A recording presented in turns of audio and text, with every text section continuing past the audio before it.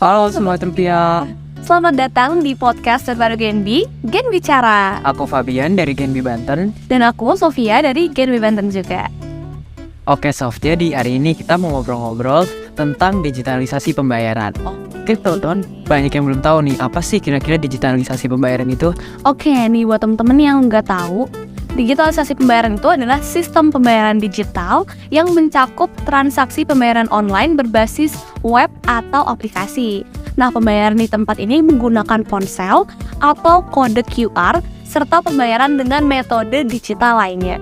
Jadi nih kalau misalkan digitalisasi pembayaran berarti membayarkan sesuatu nih ya, sesuatu hal yang mau dibeli dengan produk digital. Jadi kita nggak perlu nih bayar pakai uang tunai lagi atau uang kertas lagi. Dia terbantu banget ya. Dan lebih efisien juga.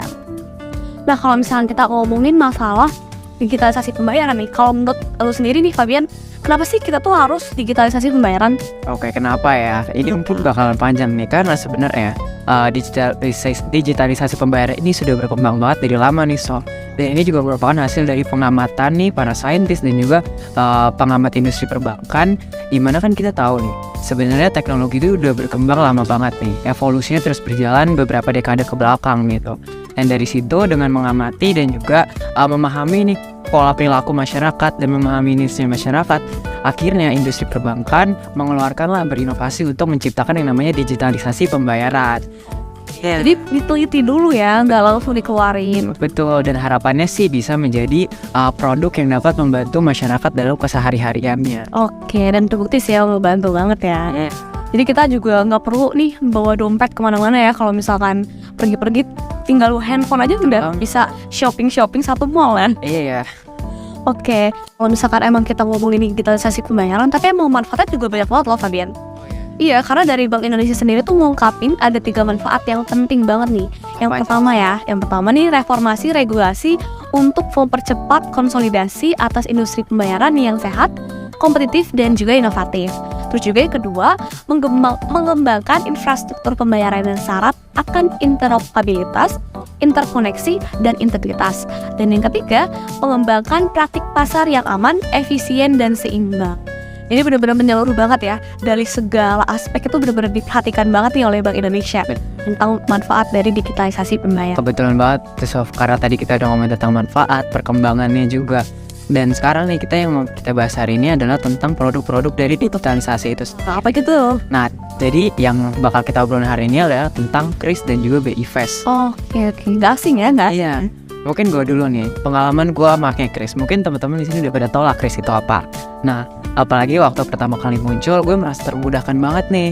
Karena waktu itu kayak kita nggak perlu lagi nih yang namanya bawa dompet, terus juga kartu-kartu sampai tebel di kantong gitu kan. Benar banget. Ada kemungkinan bakal jatuh dan segala macam. Dengan adanya Kris, kita cuma butuh satu handphone kita dan juga aplikasi yang ada terdaftar Kris yang resmi gitu. Itu mungkin dari Kris, tapi gue juga punya pengalaman dari produk digitalisasi, itu BI Fast. Nah, betul banget tuh. Dari BI Fast. Nah, kalau Fabian tadi pengalaman dari Kris, nah gue sendiri nih selaku perempuan ya, namanya juga seneng belanja online ya, Nah, kalau misalnya kita belanja online, kok kadang kan kalau misalnya transfer bank itu bank beda dapat admin ya, atau kena cas 6.500. Wah, itu gede banget. Itu lumayan gede lah buat kita sebagai anak kos ya, itu agak lumayan 4.000-nya ya. Nah, tapi semenjak ada BI Fast ini termudahkan banget, jadi kena potongan nih yang tadinya 6.500 casnya, karena ada BI Fast itu dipotong jadi cuma 2.500. Terbantu banget, jadi kita bisa hemat 4.000 di cilok ya, atau di teh jus gitu ya kan. Nah, terus juga ternyata produk-produk digital atau digitalisasi pembayaran ini juga nggak hanya bermanfaat bagi kita nih sebagai personal use atau sebagai buyer gitu, tapi juga ada namanya teknologi fintech untuk UMKM. Jadi yang terbantu itu juga dari sektor penjualan juga nih. Nah, fintech juga nih ya dapat membantu pelaku UMKM dalam memberikan kemudahan dan efisiensi dalam hal pengelolaan keuangan berbasis teknologi, meliputi digitalisasi laporan keuangan, terus juga teknologi pembayaran maupun pinjaman berbasis online. Nah juga nih ya, fintech juga sebenarnya apa sih? Mungkin ada yang belum tahu ya, fintech itu apa. Nah, fintech itu adalah sebuah industri yang menggabungkan bidang keuangan dan juga teknologi. Ya, tujuan dan manfaat perusahaan fintech adalah untuk mempermudah masyarakat dalam mengakses produk-produk keuangan. Jadi bukan kita aja nih sebagai pembeli yang termudahkan, ternyata juga UMKM atau pelaku usaha juga dapat terbantu nih dengan adanya digitalisasi pembayaran. Keren banget ya, jadi produk industri perbankan ini. Iya, benar-benar. Dan juga nih kalau misalkan kita ngomongin nih masa digitalisasi pembayaran, tadi juga kan kita udah sempet singgung pengalaman kita ya, experience kita. Nah, kemarin juga belum lama nih Bank Indonesia sempet ngadain program FACDI. Tahu nggak ya kira-kira? Apa tuh? Nah, jadi ya, FACDI itu adalah Festival Ekonomi Keuangan Digital yang dilaksanakan oleh Bank Indonesia bersama Kementerian Perekonomian. Nah, kemarin itu dilaksanainnya tuh tanggal 7 sampai 10 Mei itu bulan kemarin di Hall B Jakarta Convention Center dengan mengangkat tema Synergy and Innovation of Digital Economy Fostering Growth. Gila, keren banget ya. Ini udah next level ya, kalau kata lagu K-pop Aespa ya, next level ya, udah next level. Nah, FACDI ini juga merupakan bagian dari rangkaian acara keketuaan ASEAN Indonesia 2023 pada jalur keuangan dan menjadi ajang etalase inovasi, produk dan layanan serta sinergi kebijakan ekonomi dan keuangan digital yang diselenggarakan oleh Bank Indonesia dan Kementerian Keuangan, Kementerian Perekonomian dengan didukung oleh kementerian lembaga, terus juga 4 bank sentral ASEAN, industri, guna mempercepat pemulihan ekonomi nasional. Jadi ini bukan kaleng-kaleng lah ya program. Keren banget ya. Gue juga mau nambahin nih, Chef. Jadi hasil dari pertemuan itu akhirnya memunculkan atau membuahkan hasil ada 2 produk tuh. Oke, apa Yang juga? pertama itu ada KKI atau Kartu Kredit Indonesia, dan yang kedua adalah perluasan KRIS. Mungkin gue bahas yang pertama dulu nih. Jadi kalau KKI atau Kartu Kredit Indonesia ini merupakan suatu produk yang diharapkan dapat meminimalisir penggunaan uang tunai, memperkuat keamanan bertransaksi, dan juga dapat mengurangi potensi fraud.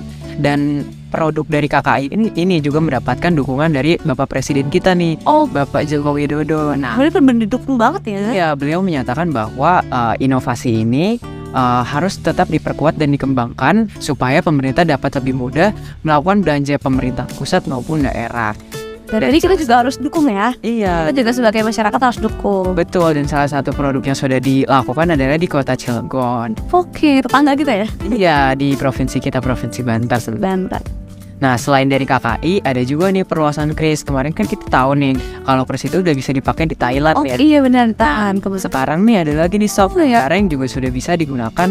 Kita gunakan KRIS nih kalau misalnya nanti kamu kesana jalan-jalan ke negara Malaysia, Oke, sudah bisa menggunakan KRIS. jadi bukan cuma Thailand doang ya sekarang. Betul. Jadi Malaysia juga. iya, jadi KRIS di Malaysia ini merupakan bentuk produk dari kerjasama antara Bank Indonesia dan juga Bank Negara Malaysia.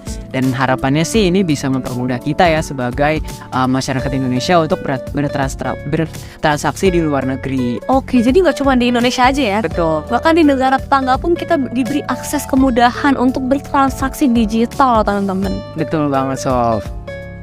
Nah, mungkin itu 2 produk dari hasil FACDI itu, Sof. Keren banget sih. Nah, selanjutnya kan di KRIS kan, Iya. yang mungkin banyak banget nih permasalahan-permasalahan kalau kita kulik ke belakang lagi nih, beberapa waktu belakang ada permasalahan-permasalahan yang mungkin sempat viral, Sof. Iya. Kira-kira apa aja tuh, Sof? Kira-kira ya kalau dari gue pribadi ya, ini mungkin kayaknya teman-teman juga udah pada tahu, bahkan di lingkungan sekitar, bahkan keluarga gue sendiri nih ya, Oh iya. itu tentang pengucapan KRIS. Nah, Kayak banyak banget yang masih salah dengan pengucapan KRIS nih, teman-teman. Mungkin banyak yang keliru karena tulisannya kali ya. iya. Tulisannya tuh kan kayak tulisan iya kayak berbahasa Inggris, tapi sebenarnya ya KRIS ini dibaca dengan kata KRIS, oke? Cukup KRIS aja. Cukup KRIS aja, karena masih banyak nih di daerah sekitar gua, lingkungan sekitar gua, bahkan di keluarga terdekat gue nih itu masih ngomongnya QRIS gitu ya. Padahal yang benar dan himbauan dari BI langsung itu adalah KRIS ya, teman-teman. Jadi jangan salah lagi nih setelah nonton ini ya. Nah, cuma nih, Sof, selain hal yang viral itu tadi kemarin, ada juga nih kayak kasus yang sebenarnya kita takutin ya, kita nggak harapkan bahwa ada kejadian kriminal. Sampai Maksudnya, kenal juga ya. ya, KRIS ini dapat dipalsukan oleh oknum-oknum tertentu dengan memalsukan poster-poster kris yang udah ditempel-tempel itu di masjid-masjid menjadi rekening pribadi. Iya itu viral juga tuh, sempat lihat juga ya. Itu bahaya banget kan. Banget sih. Karena kita sebagai pengguna harus berhati-hati nih. Mungkin kan kalau kita belanja ke restoran ataupun ke minimarket deh, Iya bener. itu kan pasti ada cross check dari penjualnya kan. Sedangkan kalau di masjid-masjid ataupun tempat-tempat donasi lainnya itu tuh nggak pernah ada cross check dari pihak penerimanya. Makanya kita perlu banget tuh berhati-hati. Apalagi di masalah sedekah ya, kayaknya nggak pernah ngecek ya, sedekah aja gitu ya. Ya betul banget. Oke nih, kalau kita ngomongin masalah kasus-kasus yang viral, ada lagi nih satu lagi kalau kita yang paling viral ya Banyak ya kris ini. banyak. Tapi sebenarnya bukan krisis, Oh, oke. lebih ke digitalisasi pembayarannya aja ya. Oke. Ke digitalisasinya aja nih, kita ngomongin masalah digitalisasi. Nah kemarin tuh sempet ada di Banten ya, terutama di Banten nih daerah Pas banget ya. pas ada seseorang kakek yang menabung uang sampai berkarung-karung. Dan itu nominalnya sampai puluhan juta, bahkan kayaknya hampir nyampe 100-an juta sih. Nah tapi ternyata pas di cross check dan mau ditukarkan ke bank, ada beberapa jumlah uang yang emisinya atau tahun edarannya itu udah dicabut sama Bank Indonesia. Jadi kan sih Berarti ya masih nyimpan uang. masih nyimpen uang lama, emisi lama, dan ternyata sayang banget. Ada beberapa nominal yang sampai jumlahnya itu mungkin besar ya, bisa dibilang kalau sekarang itu besar banget, tidak bisa ditukarkan lagi. Oh, saya. Sayang banget. Terus gimana dong? Karena emas emisi tadi udah cabut oleh Bank Indonesia. Tapi untungnya Bank Indonesia Banten gercep banget untuk ngatasin masalah ini.